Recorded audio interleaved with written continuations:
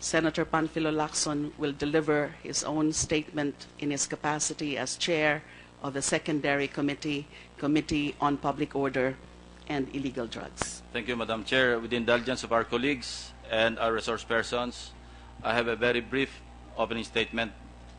I believe I owe it to my colleagues and those watching this proceeding this morning that I make a disclosure para lang malinaw where I'm coming from when I propound my questions later. Having said that, I would like to stress that having come from the ranks of the police, I know and understand their psyche. I know their frustrations over a flawed judicial system with unsympathetic, sometimes corrupt prosecutors. Kabisado ko na rin ang mga palusot at mga kalokohan ng mga scallywags sa hanay nila. May mga tinanggal nga ako sa serbisyo nung Chief PNP pa ako na nagsipagbalikan nung wala na ako. At ginamit pa nila para gipitin ako at gipitin din ang mga dati kong tauhan na malalapit sa akin.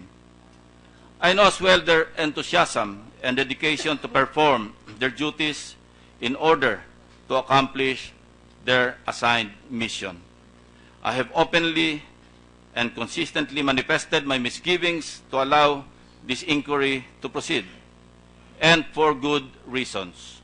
Number one, the momentum that the police has gained over a short period through life-risking work of fighting illegal drugs must not be deterred by legislative inquiries like what we are conducting right now. Frankly, I have never seen anything on the scale of the current anti-illegal drugs campaign under this administration. Number two, as I had spent almost half of my life in law enforcement like them, I am not sure how many times I could have been maimed or killed by enemy fire during police operations that I had participated in, or the number of times I could have landed in jail while performing my duties as a law enforcer. Number three, nakaharap na rin po ako sa ganitong uri ng legislative investigation and be seated on their side of a committee room, and I can tell you, the feeling was anything but pleasant. Never akong nakaramdam ng good vibes noon. I just hope our resource persons who are members of the police force are not talking to themselves now as I speak, cursing us legislators the way I did then.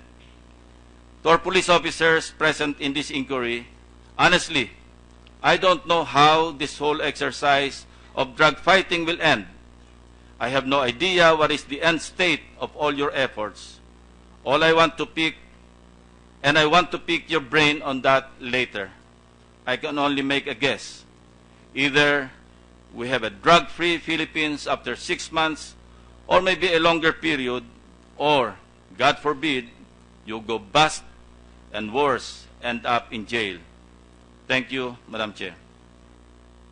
Thank you, Senator Lacson. Before I call on the next senator to deliver a statement, may I just give a very, very brief comment. In my capacity as the chair of the primary committee, Committee on Justice and Human Rights, I assure everyone that these proceedings will be conducted in the most professional manner and that we will accord all our resource persons, including witnesses, respect and courtesy, because that is what precisely provided in our rules. Thank you.